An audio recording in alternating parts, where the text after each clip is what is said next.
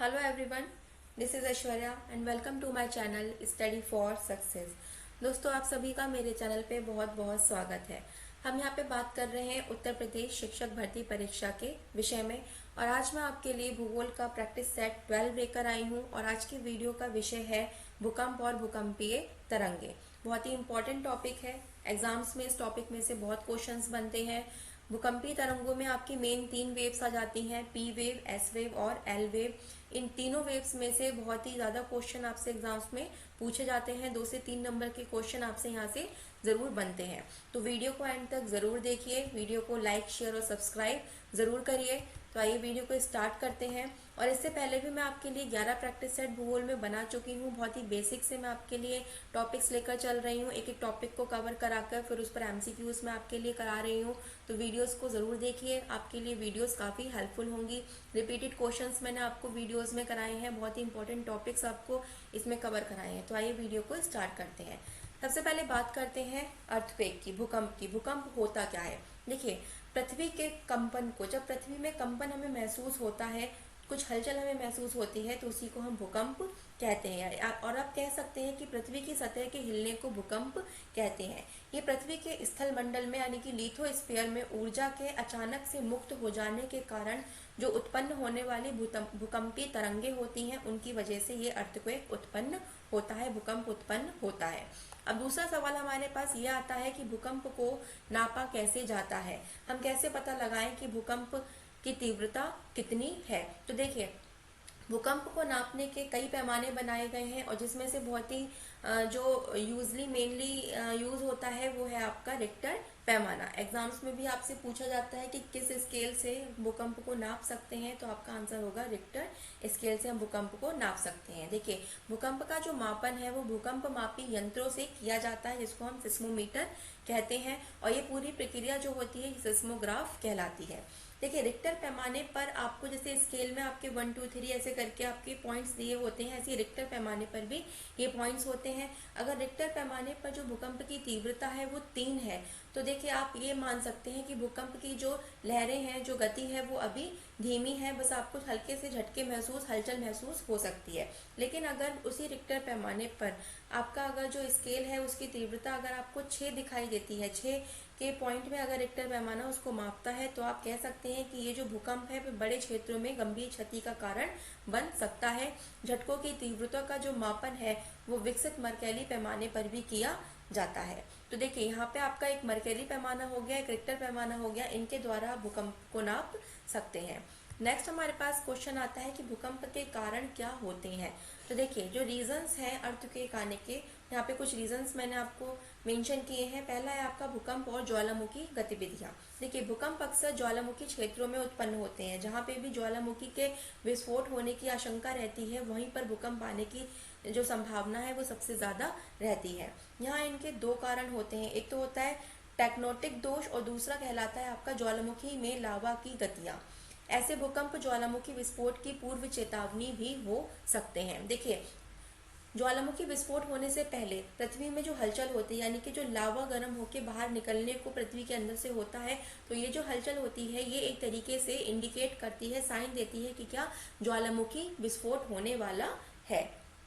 Next है आपका भूकंप का समूह। देखिए, एक क्रम में होने वाले जो अधिकांश भूकंप होते हैं वो स्थान और समय के संदर्भ में एक दूसरे से संबंधित हो सकते हैं।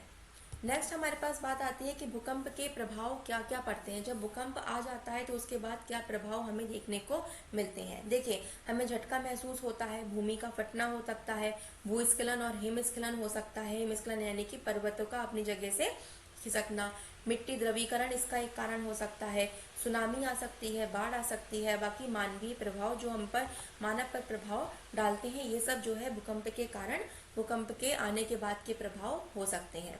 नेक्स्ट हमारे पास आता है कि कितने टाइप की भूकंपीय तरंगे होती हैं। यहाँ से आपका जो मेन है वो स्टार्ट होता है, यहाँ से आपका वीडियो का मेन पार्ट, बहुत ही इंपॉर्टेंट पार्ट है ये। अभी जो मैंने आपको बताया है ये आपको भूकंप की एक बेसिक सी इन्फॉर्मेशन दी है, लेकिन ये जो पार्ट है ये बहुत ही इंपॉर्टेंट पार्ट है। देखिए, टाइप्स ऑफ सिस्मेटिक वेव, भूकंपीय तरंगों के प्रकार। भूकंप जो है, भूकंपीय तरंगें 3 प्रकार की होती हैं। पहली होती है आपकी प्राइमरी वेव, जिसको हम पी तरंगे बोलते हैं। दूसरी होती है सेकेंडरी वेव, जिसको हम एस तरंगे बोलते हैं। तीसरी होती है लॉन्ग वेव, जिसको हम एल तरंगे बोलते हैं। यहाँ पर हम सबसे पहले कवर करने वाले हैं प्राइमरी वेव्स को, प्राथमिक तरंगों को। तो देखिए, प्राथमिक तरंगें होती क्या है। देखिए, ये पी तरंगे हैं, पी तरंगों के नाम से या प्राइमरी और पुश तरंगों के नाम से भी जानी जाती हैं। इन्हें आप अनुदैर्ध्य तरंग भी कह सकते हैं, यानी कि लॉन्गिट्यूडनल वेव्स के नाम से भी इन्हें जाना जाता है। देखिए, पी तरंगों का जो संचरण वेग है वो सबसे ज्यादा होता है, यानी कि तीनों तरंगों में से पी एस एल में से जो सबसे ज्यादा वेग है वो किन तरंगों का है, पी तरंगों का है। लगभग कितना होता है, 8 किलोमीटर प्रति सेकंड होता है। नेक्स्ट पॉइंट है हमारा, ये तरंगे अन्य किसी भी तरंगों से सबसे पहले पहुंचती हैं, यानी कि पी एस और एल में से अगर हम बात करें कि सबसे पहले पृथ्वी की हर सतह में कौन सी तरंग पहुंचती है, तो आपका उत्तर होगा पी तरंग सबसे पहले पहुंचती है। इस कारण से इसे प्राथमिक तरंग से भी जाना जाता है। ये तरंग पृथ्वी के सबसे अंदर भूकंप केंद्र से आरंभ होकर पृथ्वी के ठोस, तरल और गैस सभी भागों को पार करते हुए भूपृष्ठ पर पहुंचती है। एग्जाम्स में क्वेश्चन बनता है कि तीनों तरंगों में से कौन सी तरंग है जो पृथ्वी के तीनों माध्यमों से होकर गुजरती है, तो आपका उत्तर होगा पी तरंग, यानी कि जो प्राइमरी वेव है वो आपके ठोस, तरल और गैस तीनों माध्यमों से होकर गुजरती है। नेक्स्ट पॉइंट है आपका, पी तरंगे आगे पीछे धक्का देती हुई एक दूसरे को पुश करती हुई आगे की ओर बढ़ती हैं और इनके भ्रमण पथ को अवतल कहा जाता है। जो इनका भ्रमण पथ है वो ये किस प्रकार से भ्रमण करती हैं, ये एक अवतल प्रकार से, यानी कि कॉन्केव तरीके से एक दूसरे को पुश करते हुए आगे बढ़ती हैं। तो ये तो थी कुछ बेसिक सी इन्फॉर्मेशन पी तरंगों के बारे में। बहुत ही इंपॉर्टेंट पॉइंट्स हैं, इन्हीं पॉइंट्स में से क्वेश्चन पी तरंगों में से बनता है। नेक्स्ट है हमारी सेकेंडरी वेव, यानी कि एस तरंगे। देखिए, जो एस तरंगे हैं इनको हम सेकेंडरी वेव और शेक वेव्स के नाम से भी जानते हैं। और दूसरा, इन्हें आप अनुप्रस्थ तरंगों के नाम से, यानी कि ट्रांसवर्स वेव्स के नाम से भी जानते हैं। देखिए, जो पी तरंगे हैं उनको हम लॉन्गिट्यूडनल वेव्स कहते हैं, यानी कि अनुदैर्ध्य तरंगे, और जो एस तरंगे हैं उनको हम ट्रांसवर्स वेव्स कहते हैं, यानी कि अनुप्रस्थ तरंगे।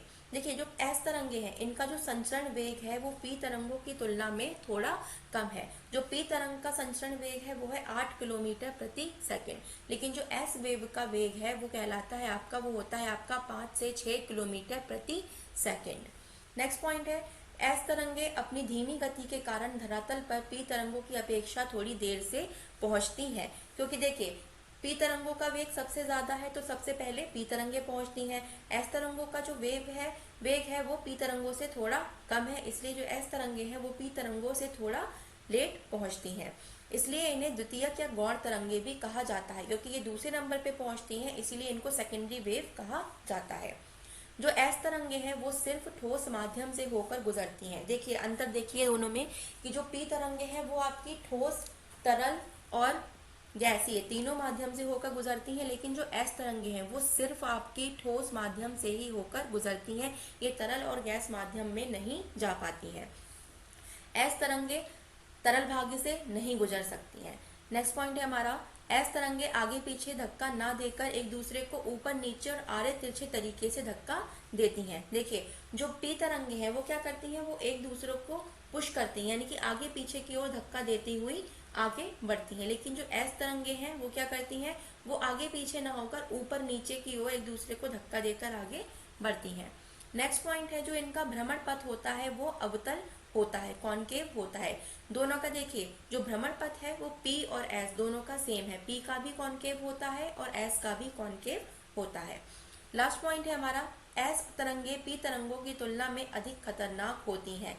देखिए, एस तरंगों का वेग पी तरंगों से कम होता है, लेकिन अगर आप दोनों में कंपेयर करें कि कौन सी अधिक खतरनाक है, तो एस तरंगे जो होती हैं वो अधिक खतरनाक होती हैं पी तरंगों के मुकाबले। ये तो हो गया पी तरंगे और एस तरंगों के बारे में थोड़ा सा विवरण, दोनों में थोड़ा सा कंपैरिजन। अब यहाँ पे बात करते हैं अपनी एल वेव्स के बारे में, लव वेव्स के बारे में। देखिए, एल तरंगों को लव वेव्स भी कहा जाता है, क्योंकि ये एच.डी. लव के द्वारा, एक वैज्ञानिक थे एच.डी. लव, उनके द्वारा जो है इनका आविष्कार किया गया था। देखिए, जो एल वेव्स है ये लंबी अवधि की तरंगे होती हैं, इसलिए इनको लॉन्ग वेव्स भी कहते हैं। जो एल तरंगे हैं वो सबसे अधिक देर में पहुंचती हैं। इनका जो संचरण वेग होता है वो कहलाता है 1.5 से 3 किलोमीटर। देखिए पी तरंगों का होता है 8 किलोमीटर, एस तरंगों का होता है 5 से 6 किलोमीटर और एल तरंगों का होता है 1.5 से 3 किलोमीटर। यानी कि ये सबसे धीमी तरंगे हैं, सबसे धीमी गति से चलती हैं। एल तरंगों का जो संचरण है वो केवल धरातलीय भागों में होता है, इस कारण इन्हें धरातलीय तरंगे भी कहा जाता है। यानी कि ये जो एल तरंगे हैं ये सिर्फ पृथ्वी के ऊपरी सतह पर चलती हैं, ऊपरी सतह पर ही इनको धरातल पर ही ये संचरण करती रहती हैं। नेक्स्ट पॉइंट है जो एल तरंगे हैं उनका जो भ्रमण पथ है वो उत्तल है, यानी कि कॉन्वेक्स है। देखिए जो एस तरंगे हैं और जो पी तरंगे हैं उनका जो भ्रमण पथ है वो कॉनकेव है, लेकिन एल वेव्स का अलग है। एल वेव्स का जो भ्रमण पथ है वो कॉन्वेक्स है, यानी कि उत्तल है। जो एल तरंगे हैं वो आड़े तिरछे तरीके से एक दूसरे को धक्का देती हुई आगे बढ़ती हैं। देखिए यहाँ पे एल तरंगे और एस तरंगों में थोड़ा सा समानता है। जो एस तरंगे हैं वो भी ऊपर नीचे और आड़े तिरछे तरीके से आगे बढ़ती हैं और एल तरंगे भी आड़े तिरछे तरीके से आगे बढ़ती हैं। एल तरंगे जब जल से होकर गुजर सकती हैं। देखिए जो एल तरंगे हैं वो आपकी तरल माध्यम से होकर गुजरती हैं, लेकिन जो एस तरंगे हैं, एस तरंगे तरल माध्यम से होकर नहीं गुजर सकती हैं।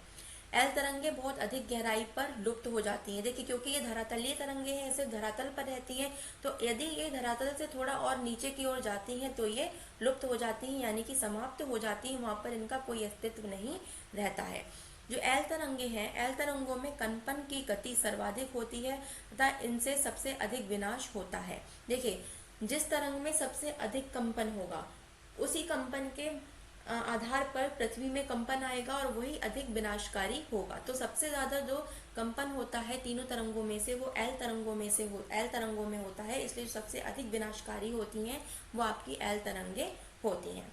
तो ये तो हो गया थोड़ा सा विवरण एल तरंगों के बारे में। बहुत ही इंपॉर्टेंट पॉइंट्स मैंने आपको इसमें बताए हैं, तीनों पी, एस और एल तरंगों के। इन्हीं पॉइंट्स में से क्वेश्चन बनता है। अगर आपसे पूछा जाता है कि तीनों में से सबसे ज्यादा खतरनाक, सबसे ज्यादा विनाशकारी कौन सी तरंगे हैं, तो आपका आंसर होगा एल वेव्स। और सबसे कम विनाशकारी पूछा जाता है तो पी वेव्स। और अगर आपसे पूछा जाता है कि तीनों माध्यमों से होकर कौन सी तरंग गुजरती है, तो आपका उत्तर होगा पी वेव। जो प्राइमरी वेव्स है वो तीनों माध्यम से होकर गुजरती है। सबसे अधिक जो संचरण वेग है वो पी वेव्स का है, प्राइमरी वेव्स का ही है। तो दोस्तों ये तो था भूकंप के बारे में थोड़ा सा विवरण। आपके लिए ये जो पॉइंट्स हैं, ये जो टॉपिक है, ये इतना ही काफ़ी है, इतना ही इम्पोर्टेंट है, क्योंकि इन्हीं पॉइंट्स में से क्वेश्चन इसमें से बनता है। तो यहाँ से 1 से 2 नंबर का क्वेश्चन आपका ज़रूर बनता है। अगर आपको इन्फॉर्मेशन अच्छी लगी हो तो वीडियो को लाइक करिए, चैनल को सब्सक्राइब करिए, वीडियो को शेयर कीजिए। और मैं आपके लिए टॉपिक वाइज वीडियोस बना रही हूँ। इससे पहले मैंने आपको ज्वालामुखी का टॉपिक कवर करवाया था, अब उसके बाद भूकंप का टॉपिक कवर करवाया है, और नेक्स्ट मैं आपके लिए लेके आने वाली हूँ महाद्वीप के बारे में। नेक्स्ट वीडियोस में मैं आपको बताने वाली हूँ। तो वीडियो अच्छी लगी हो तो वीडियो को लाइक और सब्सक्राइब ज़रूर करिए। देखने के लिए बहुत बहुत धन्यवाद। Thanks for watching.